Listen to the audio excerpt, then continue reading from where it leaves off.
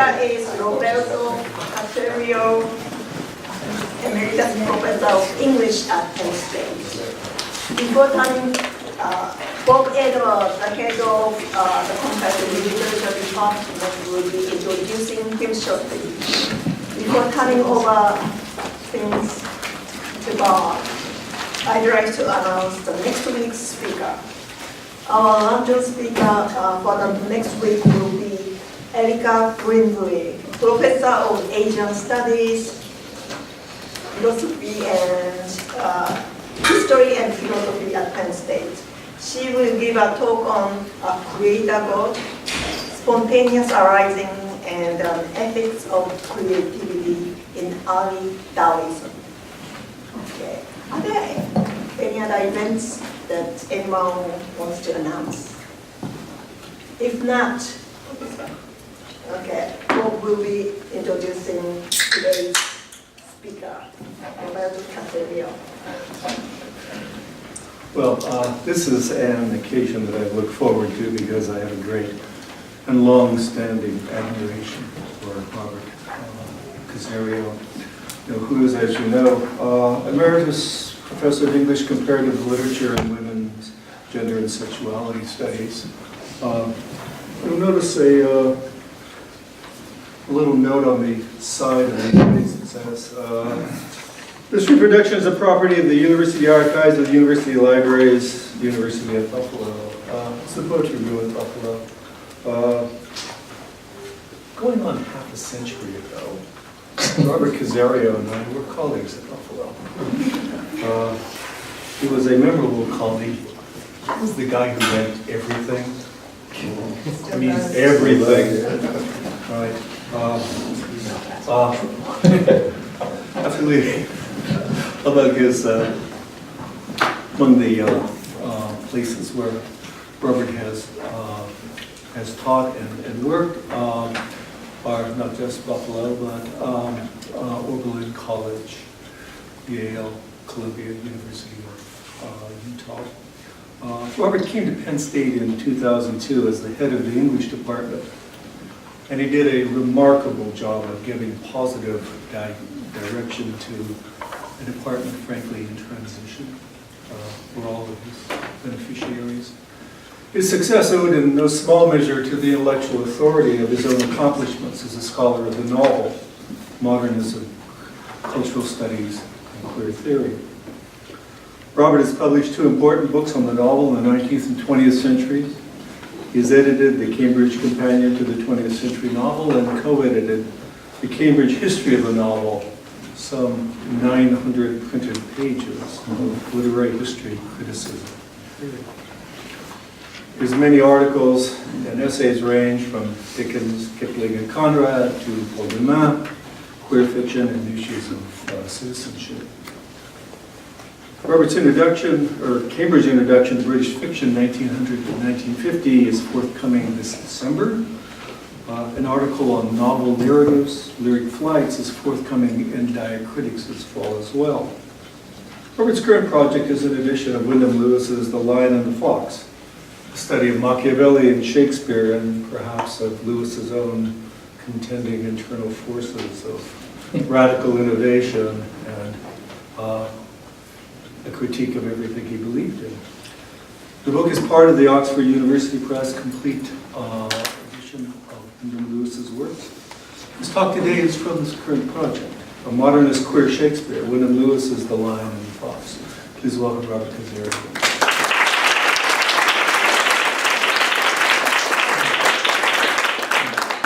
Thank you very much, Bob. Making me sweat.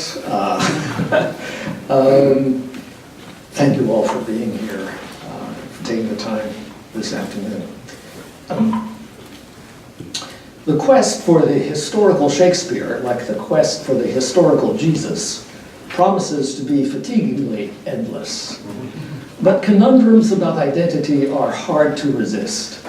The enigma of Shakespeare's identity is a perennial hook, maybe because it attracts one's worries about one's own identity, or about the match or mismatch between one's image and oneself. Should Shakespeare and his work add up to an integrated selfhood, then good luck, pace lacan, might yet befall anyone's mirror stage.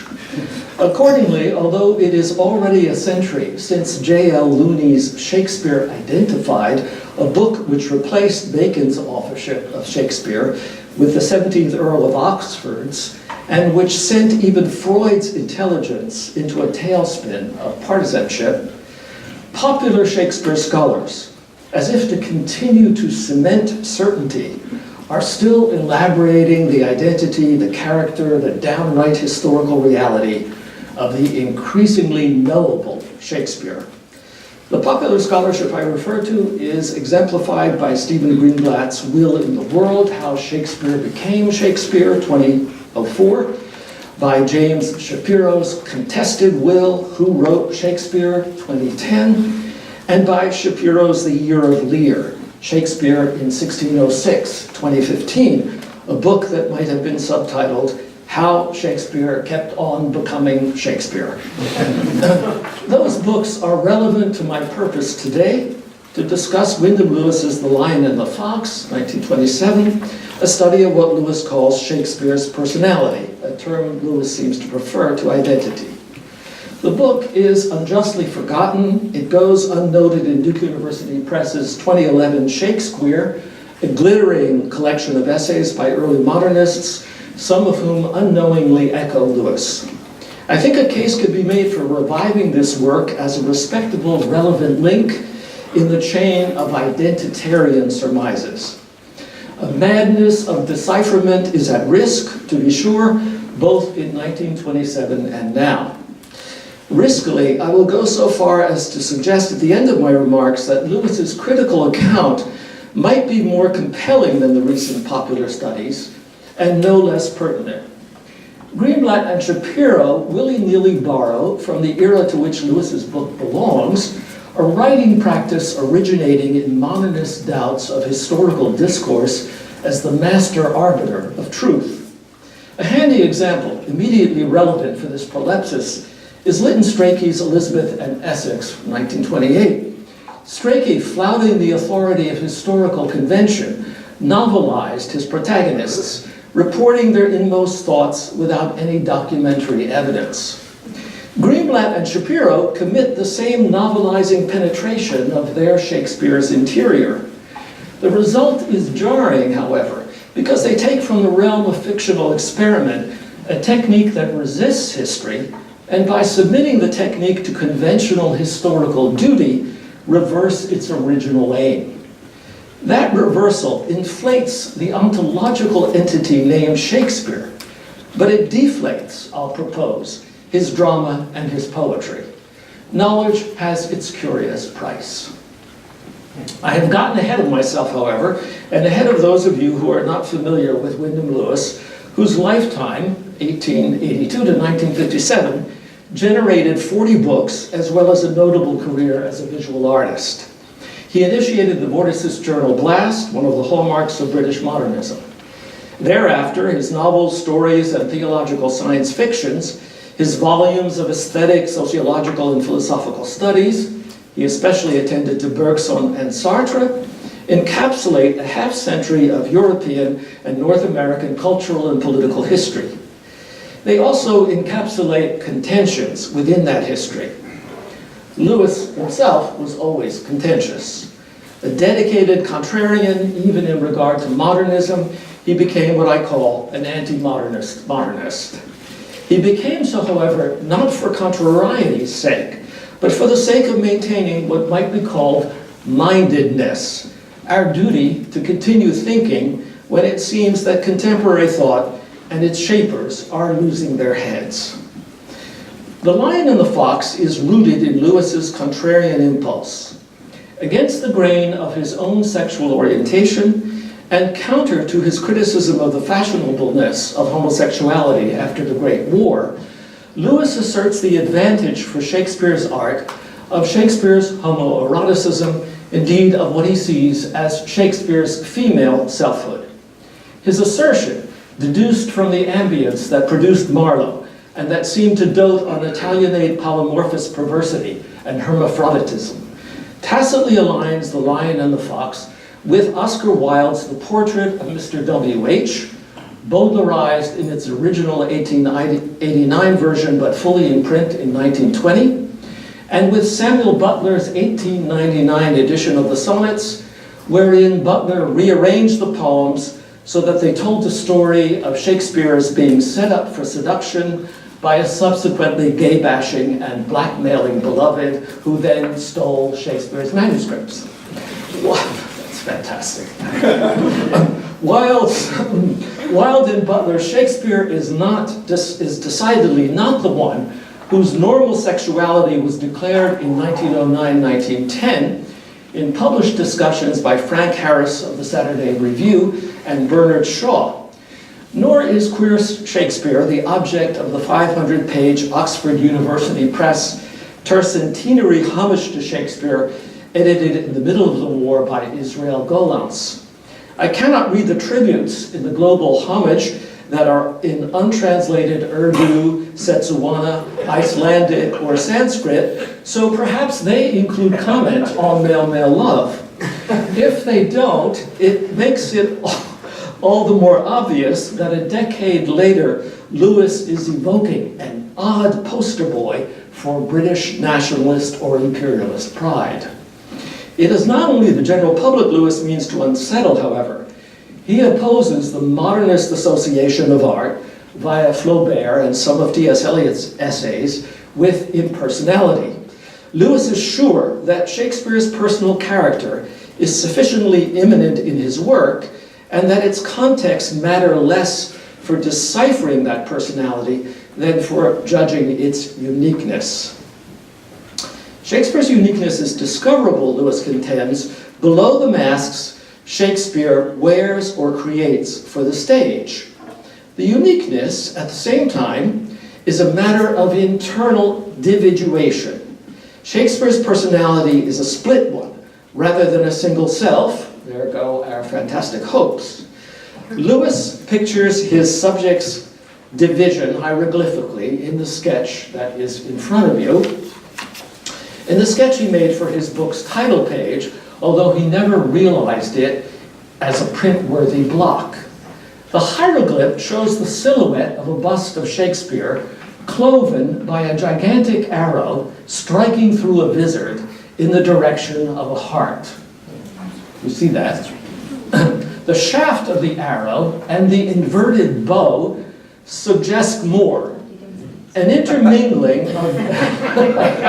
yes, don't they? So does the whole profile. An intermingling of gender contrasts. The penile shaft also might be a female-associated distaff, and the picture indicates contrary or complementary genitals, as well as contrary or complementary erotic zones. I'm being euphemistic. Altogether, the emblem signifies the escape of Shakespeare's personality from a profile that is conventionally gendered or irregular or regularly erotic. Lewis hypothesizes the poet's escape from convention as one of the endowments fueling the playwright's antagonism to a leading ideology of his era. That ideology is Machiavelli's amoral opportunism, proposed in The Prince as the scientific principle of political and worldly action. Action that is especially the sign of male will in the world. This will, justifying any ruthless means to achieve its ends and thrusting itself forward in the Huguenot massacre in Paris in 1572, in the gunpowder plot of 1605, in the sadistic punishments responding to such events, is called by Lewis the agent principle. Shakespeare, like his fellow dramatists, absorbs the agent principle inasmuch as he represents it in his plays. In Richard III, Henry IV, Henry V, Iago, Macbeth, Julius Caesar, Octavius, Coriolanus, etc., and inasmuch as he is himself an opportunistic plotter of dramatic actions. A busy plotter off stage too, one might add, a man of the world congenial with its Iagos, as Lewis sensed, and as we increasingly learn about the playwright. Yet Shakespeare's cloven self belongs to a fictional genre, tragedy, that executes the man of action, including the man of the world. Tragedy tells of nothing but the powerlessness of men. The implication of these monotonous sacrifices is clearly non-heroic, Lewis comments. And in that sense, tragic art is democratic and religious, the enemy of human energy and success, or such a check on them as to be that, and the opponent of action. Accordingly, Lewis's Shakespeare projects a detached, oppositional view of the agents who figure the agent principle. The projections show themselves variously, as a partisanship with female responsiveness rather than male initiative, as a tenderness for such anti-heroes as Richard II, or Hamlet, or Antony, or Falstaff, whom Lewis reads as a transvestite figure, as Shakespeare's creation of Timon, Epaminondas, and Thersites. Those latter characters, vehement in their disenchantment with action and the reversals whereby doers and deeds become undone, whether their agents be lion-like Othellos or Iago-like foxes, are anti-worldly mouthpieces of Lewis terms an anti-humanist, even nihilist, disillusion that is, quote, the pure intellect's true account of life. The material of which the mirror, destined to reflect action, is made, is at the other pole to the violent ferments providing the substance of action, Lewis goes on. Perhaps as the reflecting mind is at all events living, it would be better to say that it must be both motionless and deep to reflect to the fullest advantage the conflict occurring in its world, end quote. Given Shakespeare's language in uttering the conflict in the world, the pure intellect's account of life is also poetry's true account of it. The poet's detachment from the life of action, whether its agents are Machiavels or heroes, or both, as Hamlet might be, is consolidated by the speculative and spectatorial nature of drama. The genre inspires the eloquence that laments and yet accepts the defeat of human energy and success. Here we have a salient example of Shakespeare's split personality. Shakespeare must become the executioner of his protagonists. And for dramatic effect, Lewis writes, the dramatist, like the hangman, must be impassible. But his attitude to the many kings and heroes who were done to death by him, Lewis continues, was not conveyed by the impassible mask of the executioner. The mask was apt to be tear-stained and fixed in a bitter grimace as he left the scaffold. It was apt to be tear-stained too, Lewis suggests, by the relative impossibility of Shakespeare's erotic satisfactions, as in Sonnet 20's frustration over a surplus of pricks. But however frustrating these self-divisions, Lewis argues, whether between executioner and advocate or between male and female objects of desire, the self-divisions intensify the poet's intellectual, emotional, and linguistic resourcefulness. A world of inventive reflections thereby opens a counter to the tumults of action. As an example, Lewis begins by proposing that Shakespeare's Eros makes him be in love with his own Antony. The symptom of that romance, Lewis thinks, is Cleopatra's eulogy of Antony, whereby the playwright vicariously becomes Cleopatra and saves a male lover as well as the queen from the silence of death. No longer attached to the baser elements of earth and water, claiming to be fire and air, Cleopatra ends up speaking like a goddess. But that, Lewis would say, is Shakespeare's own voice and manner that you hear, the central surge. The surge of articulate invention compensates for the agent principle's inevitable worldly defeat. It builds in the place of defeat an alternative place or space in which mind and emotion have more freedom and clarity than they do in action sphere, which is too deedily busy for contemplation and too immersed in doing for adequate expression. If action is the domain of will, The Lion and the Fox locates the personality of Shakespeare, or deduces his personality, at a site where action and will have lost their practical function. But being willless in this unworldly place, distant from Machiavellian plotting and manipulative coercions, is not presented as shameful. Lewis complements that reflective site in the very form of his exposition. He juxtaposes his argument's parts and chapters as if collaging them instead of driving his points forward in a unidirectional way. No Machiavellian forcing of thought here. The strategy is modernist. It recalls the paratactic gaps in The Wasteland or Ulysses, gaps that make the reader less subject to the dictation of meanings by an author.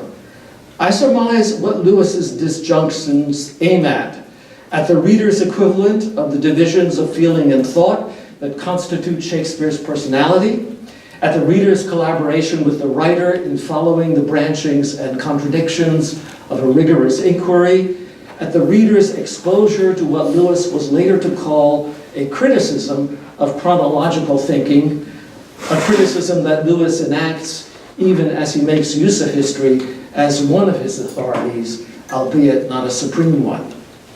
For all of his unmasking of Shakespeare, for all of his statements about the author's personality, Lewis' exposition remains poignantly theoretical, balancing a compulsion to know with a suspense of definitiveness.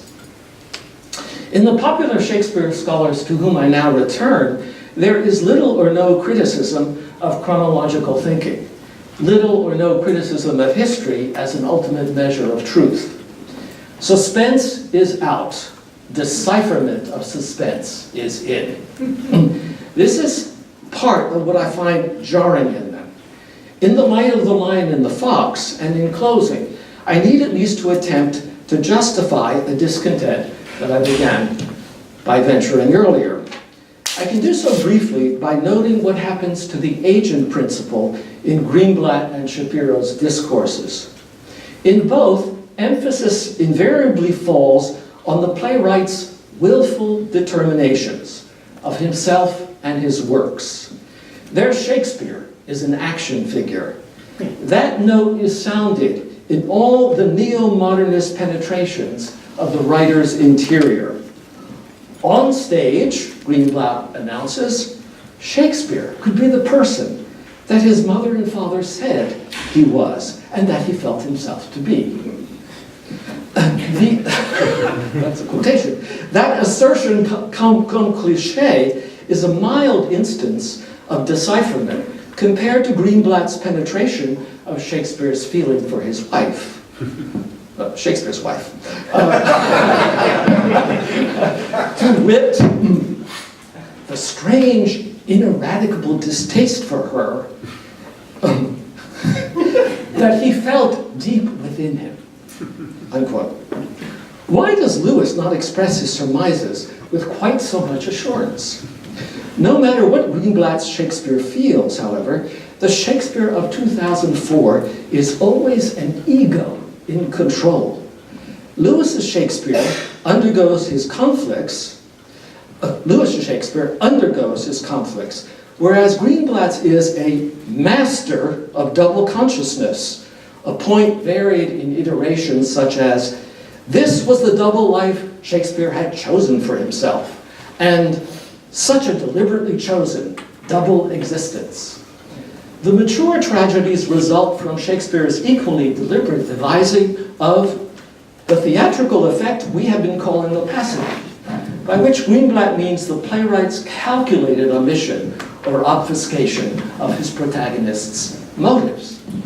The critic historian, mastering the double consciousness of his subject's double consciousness, can only think of opacity as a fabrication, not as a phenomenon, that resists critical or poetical or historical will. Equally emphasizing the agent principle that is will, Shapiro inflates Shakespeare the person by presenting him as a crucial switch point between current events and theatrical invention. It is almost an op-ed theory of drama. The germination of Lear and Macbeth, for example, are responses to King James's threatened desire for national unity. In pressing the case for union, Shapiro says, the Scottish monarch had foisted upon his subjects an identity crisis where none had existed before. I'm quoting. What was proving unsettling for the culture at large proved to be a gift to a dramatist who had made a career out of identity crises, end quote. The agent principle isn't wounded by crises. It makes a healthy career of them. Even when Shapiro's Shakespeare is not stirred by current events, his rating of other writers leads to the news desk. Describing Shakespeare's relation to Plutarch's Life of Antony, Shapiro discovers that at this point in his reading, Shakespeare recognized that he had to break with Plutarch. Plutarch didn't register the paradox and the lure at the heart of Cleopatra's appeal, so Shakespeare supplied the poetry. What he also supplied was the contemporary relevance. Quote, no longer Plutarch's treacherous flatterer and seductress, this Jacobean Cleopatra was a defiant heroine worthy of emulation, one who spoke to the here and now. Now, why should Shakespeare's tragedy or poetry speak to the here and now? Must they? They should speak to the moment.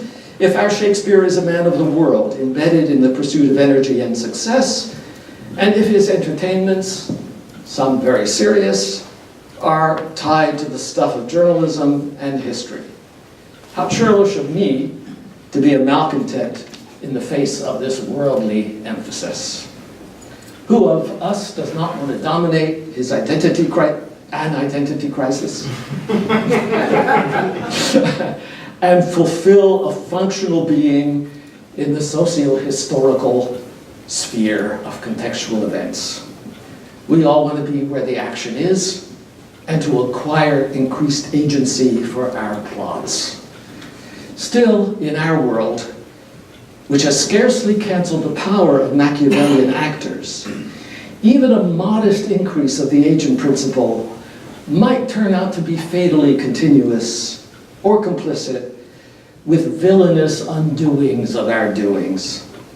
The virtue of tragedy and poetry in The Lion and the Fox is that they speak, I think, away from the moment, away from the history that the agent principle builds and then is buried by. Their virtue also, even when they are opaque, is that they provide songs for the poet-playwright executioners. For the Shakespeares who give us in their mighty lines, Lewis says, a short and brilliant existence, posthumous to the death of our function. Especially in the face of our inevitably all losing the name of action, who would want to be deprived of that supplementary existence? Thank you.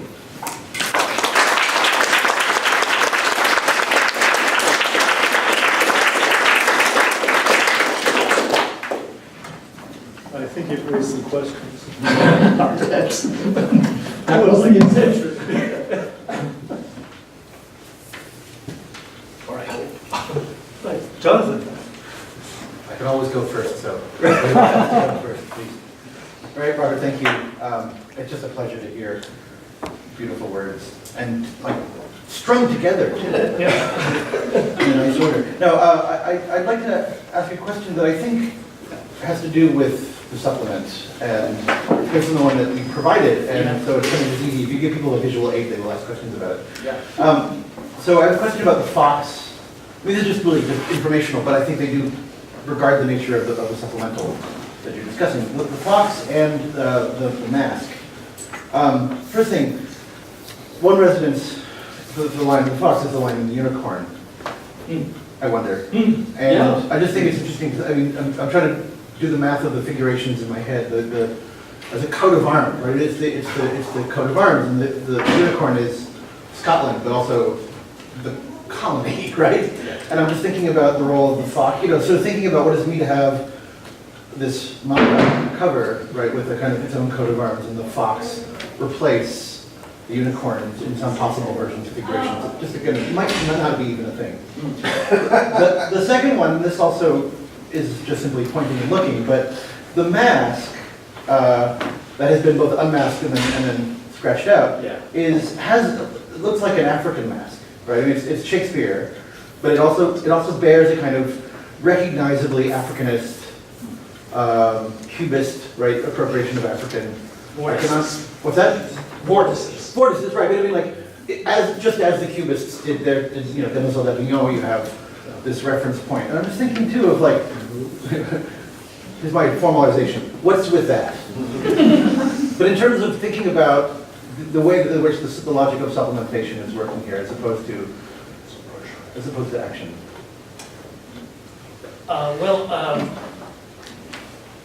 Certainly the lion and the unicorn are, at the moment, especially at the gunpowder plot, are being, the hope is fusion. Right.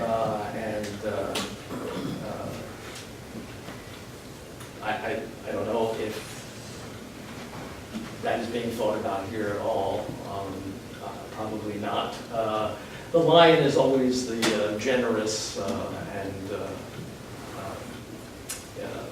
relatively innocent figure, and the unicorn, and the fox is not. So if the fox and the unicorn are being doubled here, I don't know what to make of that. You remind me, of course, of George Orwell's Lion and the Unicorn, which is coming up, but and Orwell wasn't writing yet when Lewis was doing this book, but Lewis became very interested in Orwell. One of his last books is called The Writer and the Absolute, and he thought that Orwell was the best lion that he could think of at the end of his life when he was looking out at existentialism and what it all might mean. About the mask, the African mask, that's an interesting connection. I don't know how to elaborate it. Again, it would be elaborated later by Lewis in Paleface, which is a very objectionable book and a very hysterically funny one. And Paleface is all about primitivism and the pursuit of primitivism and the end of white men and all of the movements that would seem to say white Europe is over, and that's from 1930. So certainly that is in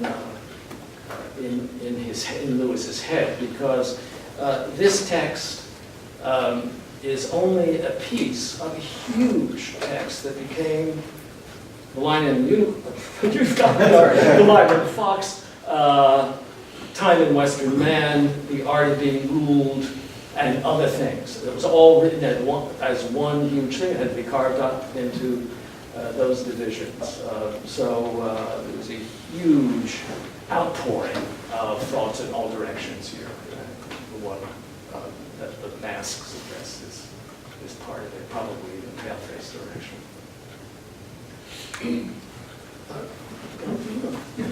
Thank you, Robert. You've changed my life in many ways, but just in the last half hour, my opinion of Wyndham Lewis.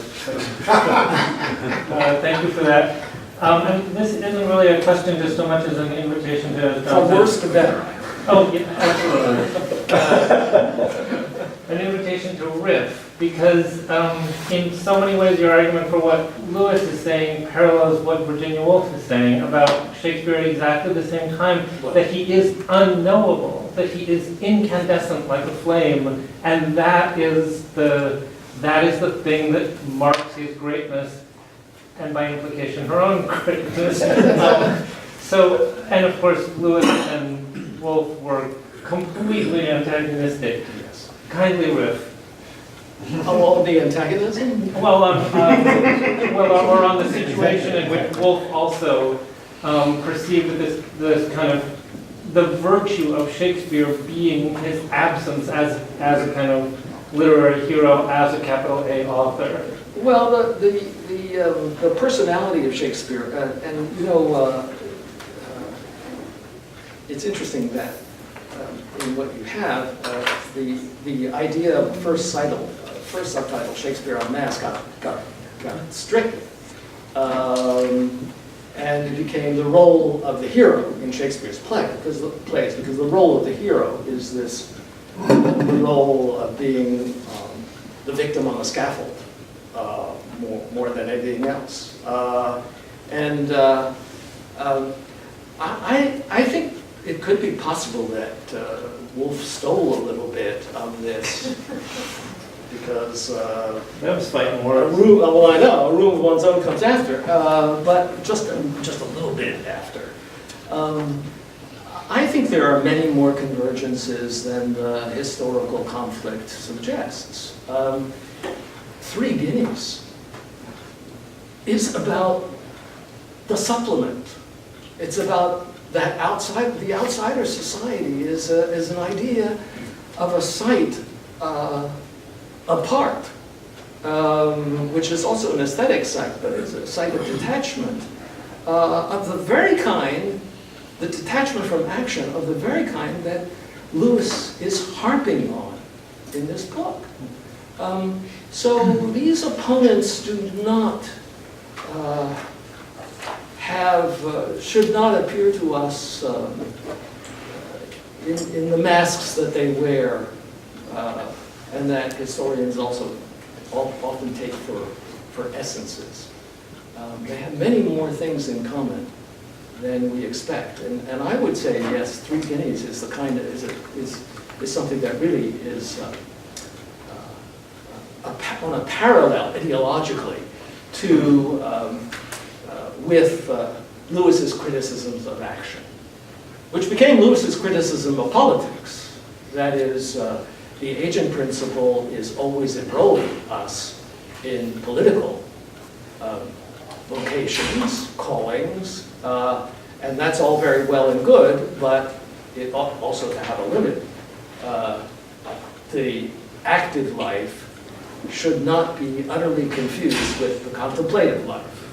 And the other confusions may create less thought and maybe even less political efficacy than when the two are separated by some border, no matter how permeable the border is.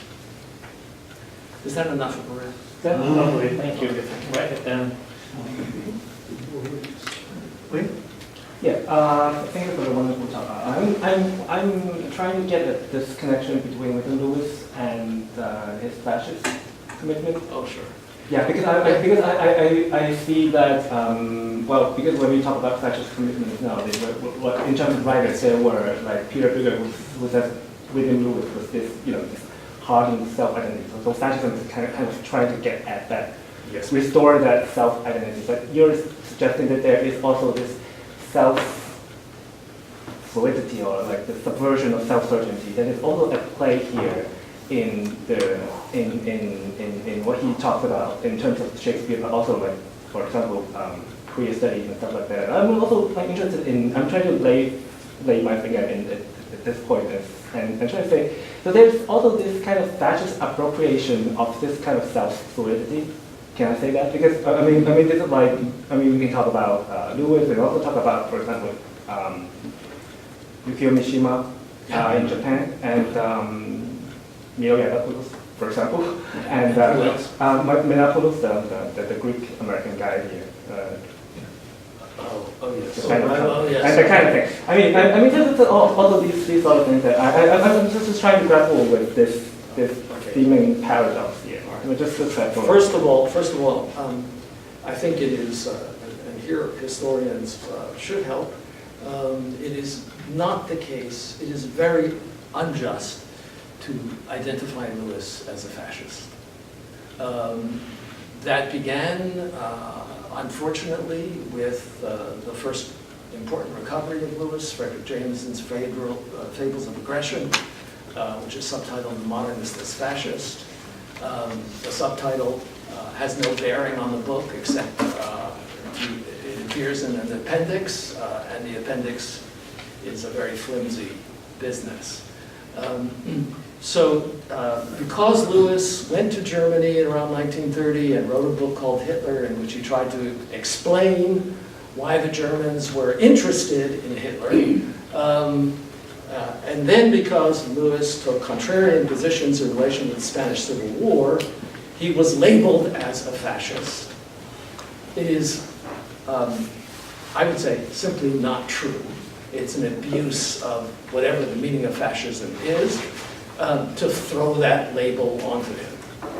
So we have to be careful there. It is quite true that in The Art of Being Ruled, which is from 1928, that there are two pages in which he congratulates Mussolini and even says, and I wish he hadn't, but he does say, well, I think political murder probably makes sense. And you know, I find myself saying that too.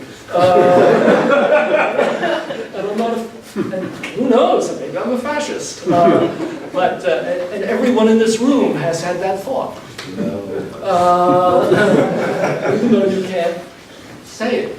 I mean, in the email. He's not a fascist.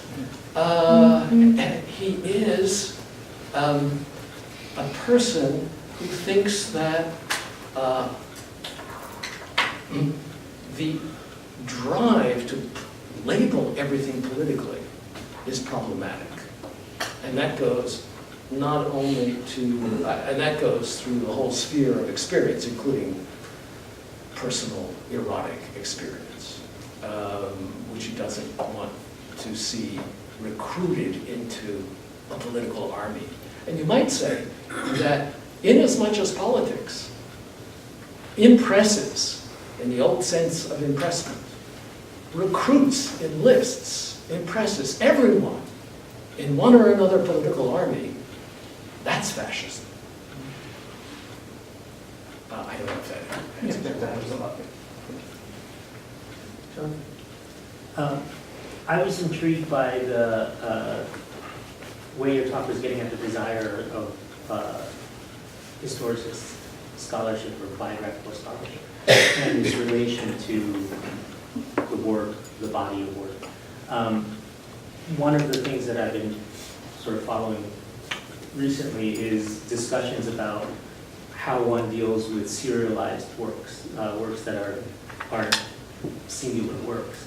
And it seems like the argument is it's mainly about television today, and the fact that there hasn't been good writing about, critical writing about television. Whether you believe that or not is beside the point. But what you're suggesting is that there's a serial return when it's a work of art, to me, or a canonical figure. We have to keep going back. It's unknowable because it's singular. And it seems like there's a sort of inverse to the serial work that you can't even get one good work of criticism out of that would sort of account for the totality of a long series. And I'm curious if you think that there's some sort of relationship between the role of Shakespeare as the hero of English literature or something like that, kind of the canonical value of that, or even the sort of Aristotelian hero on the stage that impacts the way that we produce scholarship. That is, we're never going to get to the end of it. It's going to be cyclical because of its sort of stature. Yeah.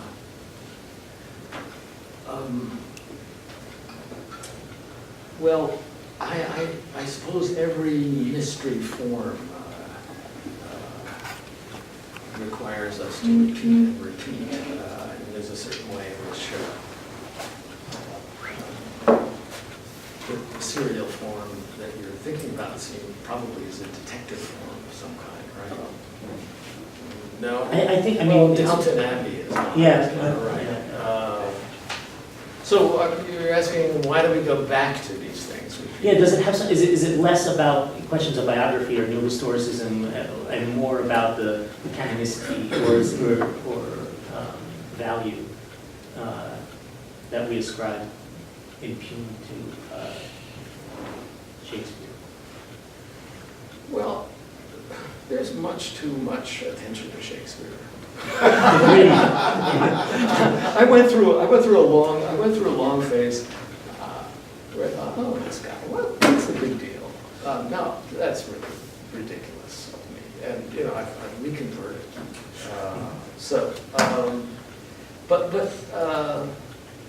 I mean, there was a phase when I got very impatient with all the negative capability. It was not enough ideology there to hold on to, but I grew out of it. I'm happy to say. I don't know. I think, you know, these investigations of his historical being, they come up with very interesting facts and possibilities.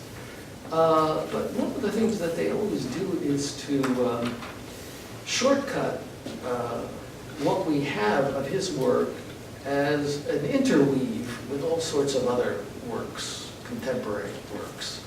I don't know enough about early modern scholarship at this point, and it's a little bit late in the afternoon for me to apologize for being in it, you know, just a dilettante. Who are the early modernists? See what I mean? Yeah, how can you have well, sorry. Ask away.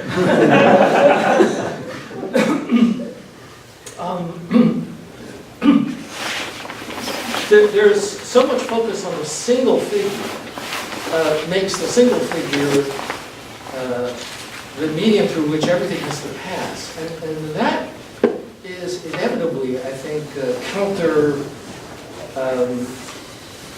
it counters intelligence, because it does keep a canonization in play, and then the canonization controls what you have to keep coming back to, rather than opening it up to something else. And in a way, Greenblatt and Shapiro are full of pages about how this is the greatest writer. Greenblatt, I mean, did you know, am I the only one who is upset by the gross cliches of writing these sentences? I mean, and here we are, Shakespeareans, and we write sentences like that, which are just cornball stuff. About, you know, his parents, what he would have loved, his parents would have been so proud of him. Are you suggesting they would not have been? Yes. Lucretius' book was crap. So, one of the things that Lewis does in his study, that in fact the Greenblatt and Shapiro books don't, is he keeps expanding all the topics to other people. And not only contemporaries of Shakespeare, he's especially interested in the relation of Shakespeare and Chapman. And Chapman I've now fallen in love with, and it's just spectacular, and Patrick Cheney told me that, oh, nobody works on Chapman. So there's a way in which, you know, Lewis is not just, he's saying this particular figure is not canonical just simply because he's Shakespeare. What's canonical is the conflicts that we can draw out of him, and those conflicts are our conflicts, and they are not simply centered on the lion and the unicorn. They are European, they are world historical. He's only a tip of the iceberg. He has a kind of unique personal relation to the iceberg, but the iceberg is power politics. And the Machiavellian tradition, which goes through Frederick the Great right into the 1920s. dramatic tradition which is not simply rooted in Shakespeare or centered in Shakespeare. The more current popular things go along with the ancient principle by making it a kind of success story for a single individual, which canonical figures might in fact intensify in our classrooms when we have anybody and everybody who wants to be a creative writer. You know, you can be a creative writer because you could be your own Shakespeare, because it's just a matter of a single individual, right? And it's single individuals that count. On the other hand, particularities of individuation is very important to Lewis. So I don't know. You early on you mentioned Lytton Strachey's Elizabeth in Essex as a sort of controversial novelization of history, Yeah. which reminded me of In the American Grain by William Carlos Williams, and I realized that those three books with The Lion and the Fox were all written within just a couple of years of each other, Yeah. in the mid to late 1920s, and I'm wondering if you could talk a little about the cultural moment that created that idea of kind of. Well, there's a real huge world of difference between Elizabeth in Essex and In the American Grain. There's no doubt about that. I would say that In the American Grain illustrates the kind of composition by juxtaposed blocks. Not, you'll have to correct me on this, Alan, but it's been a long time since I read it. But what Carlos Williams does is to arrange centers of focus that are not necessarily, it's not a continuous narrative, right? And each focus has a different style, I think, as I recall, or a slightly different style. One that's more attuned to the era that the particular part of the text is about. Maybe I'm just making that up now. Well, he states that as sort of a goal in Mexico section. Yeah, that's what I thought. Whether he fulfills that goal is another question. Right. So formally, the argument, the way in which the exposition is arranged in The Lion and the Fox is a modernist arrangement of the kind that you get in Carlos Williams. Now, Strachey isn't doing that. Strachey is telling a story, but he's telling a story that is a provocation of historical protocols, because, and that's the modernist aspect of that text, the provocation of historical protocols about evidence and what you can and cannot claim about a historical actor's feelings when that historical actor is dead and gone and there's no documentation for what went on in his deepest self, loathing his wife or whatever, or loving her.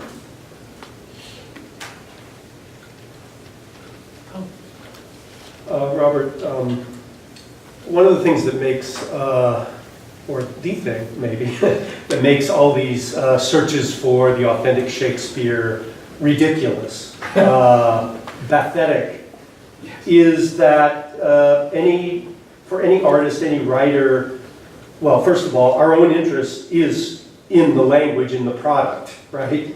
Rather than primarily in the person.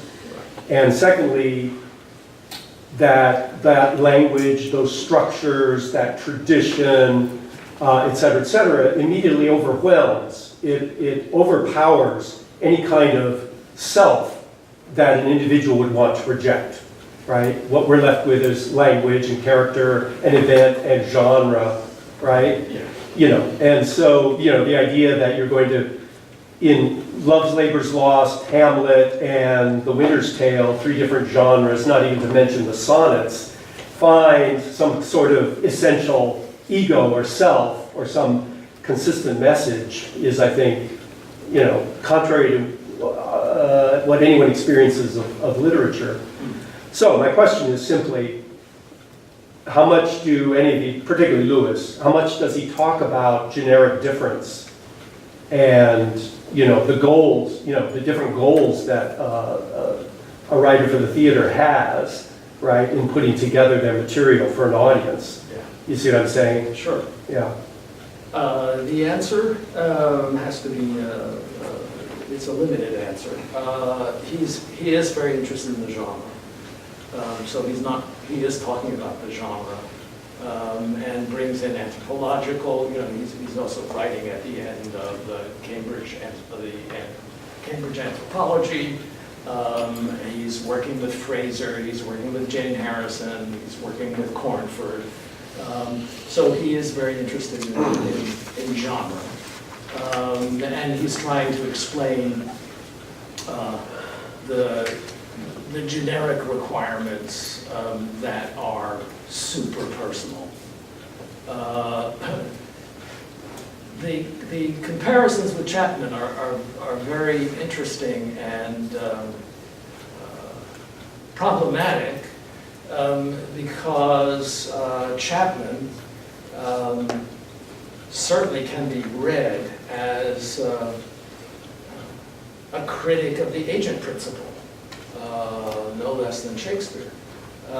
Even though Chapman is going to go on and translate the Odyssey and the Iliad and would apparently be therefore a proponent of the agent principle precisely because of the epics that he chooses to work on. But in the plays, in the Chapman tragedies, this is an uncanny confluence with what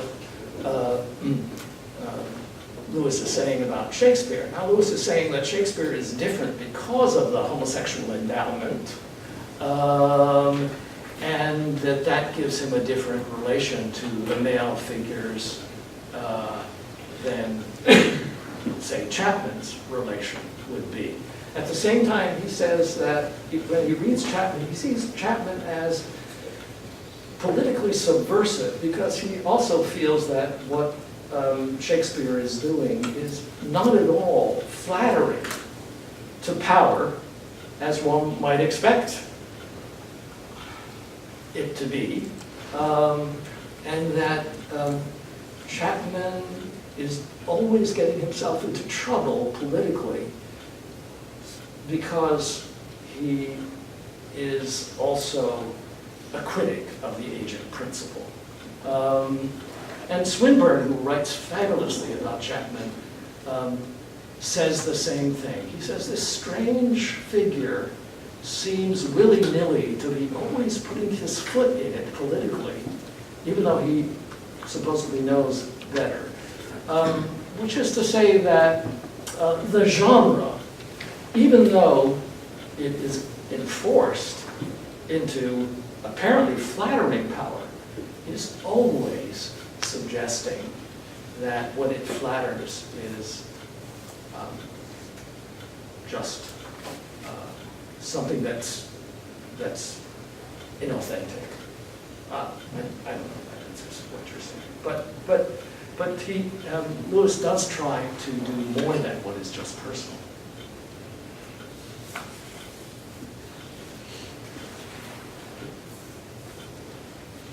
I had a question. The short form which I'm unhappy with, that was, so what do they do there? And I realized that I got the verb wrong. You were, especially this interesting reading of the eulogy for Antony in Shakespeare's voice on the place of mind and emotion as against will and action.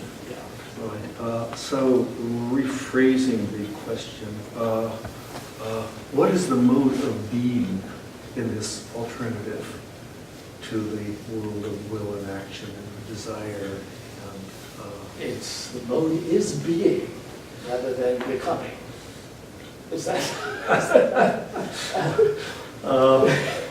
not satisfactory answer? It's a good holistic answer, but so the mode is thinking. so what do they do there? They think. Right, It's a university. Okay, right, but But somehow It's what a university might have been.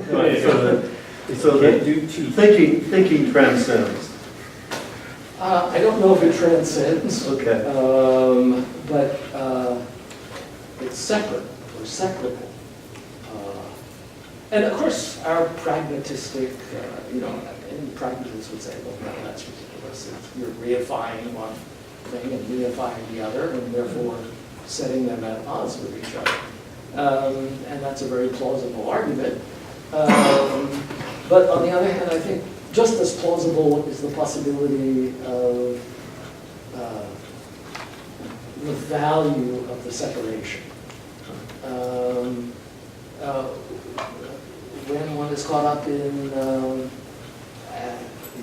action, one is not as thoughtful as one might be when one is somewhat suspended from energetic pursuit of one or another goal.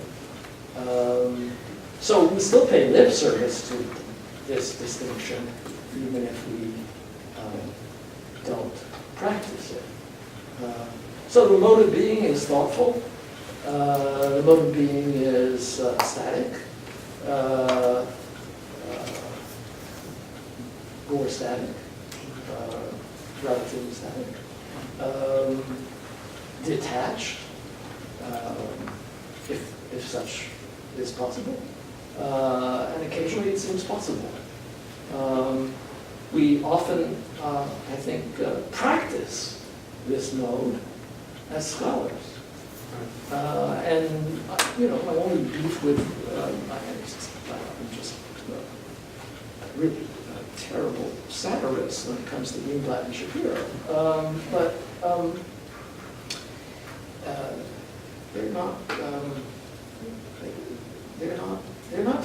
not helping us, I think, by being so popular. Because they're turning their idol into a marketplace idol. But you're not thinking of that mode of being as all possible modes of thinking. No, no. So to that extent, there are exclusions and there's a certain structuring. Yeah. There's a certain historical connection which is not simple but clear. Right. However, because Lewis is talking about the realm of fictions, the realm of fictions has a very different relation to the possibilities of conjoining action and thought. Because the realm of fiction, at least one tries to teach, I don't think we're doing it anymore, but at least one tries to teach students that, well, wait a minute, you're not reading life here. This is not life. It looks like life, but it's not. What happens on the stage may look like life, but it's not. And there's a suspension of life that is necessary in the theater when one opens a narrative fiction and when one is reading a poem.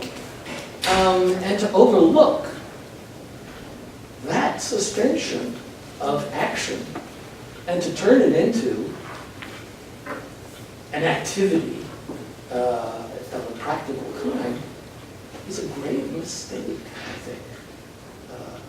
So what Lewis is doing is, and he does this in all his work, is trying to justify a sphere of artistic production that respects the suspense of action that fictions require and enable. So fiction is the motive. I think we should end. Thank you very much.